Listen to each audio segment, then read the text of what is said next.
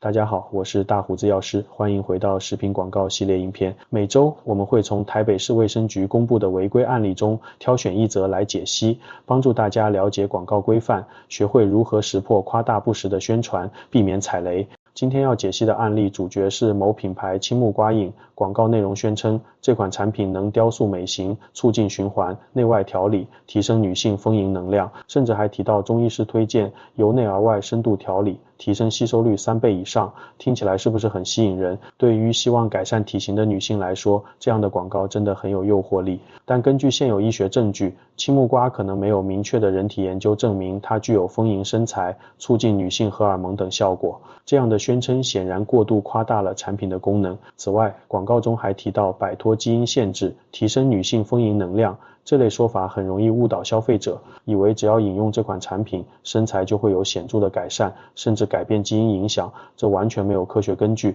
根据《食品安全卫生管理法》第28条第1项，食品广告不得有虚伪、夸张或易生误解的内容。这则广告因而被裁罚了40万元。大家要特别注意，听起来过于神奇的描述时，应该提高警觉，真正的产品效果应该建立在科学证据和合理解释上，而不是天马行空的宣称。